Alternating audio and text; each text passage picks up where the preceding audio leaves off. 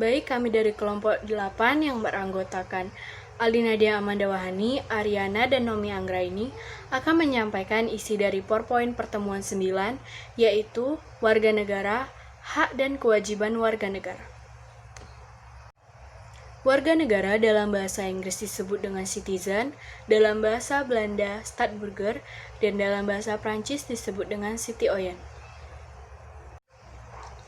Pengaruh konsep polis pada zaman Yunani purba, karena kedua terjemahan istilah Inggris dan Prancis, itu arti harafiahnya adalah warga negara. Hal ini disebutkan dalam buku Sutanjo Wigno Subroto pada tahun 2002, halaman 495. Menurut Undang-Undang Dasar 1945, Pasal 26 Ayat 1, yang menjadi warga negara adalah orang-orang bangsa Indonesia asli dan orang-orang bangsa lain yang disahkan dengan undang-undang sebagai warga negara.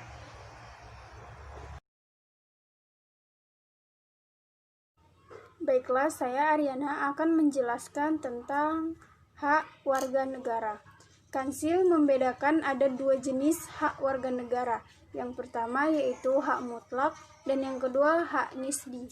Hak mutlak terdiri atas tiga. Yang pertama yaitu hak asasi manusia, yang kedua hak publik mutlak, dan yang ketiga hak keperdataan.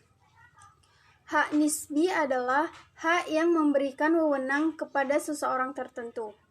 Selanjutnya yaitu dalam menggunakan haknya, setiap orang harus memperhatikan beberapa aspek. Yang pertama yaitu aspek kekuatan, yaitu kekuasaan atau kewenangan untuk melakukan hak tersebut. Yang kedua yaitu aspek perlindungan, hukum atau proteksi hukum yang melegalisir atau mengesahkan aspek kekuasaan. Yang ketiga aspek pembatasan hukum yang membatasi dan jangan sampai menggunakan hak yang berlebihan.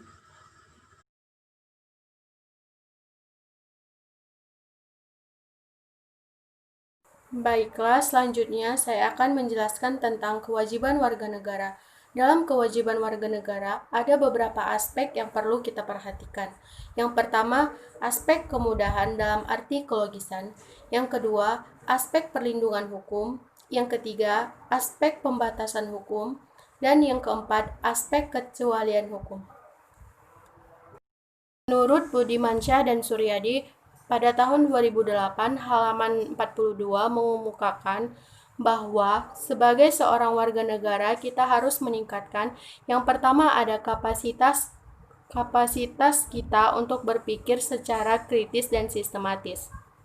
Yang kedua, ada pemahaman dan kesepakatan kita terhadap masalah-masalah perbedaan budaya. Yang ketiga, ada pilihan kita terhadap pemecahan dan penyelesaian masalah yang bertanggung jawab, kooperatif, dan tanpa kekerasan. Yang keempat, ada keinginan kita untuk melindungi lingkungan, membela hak asasi manusia, dan ikut serta dalam kehidupan masyarakat.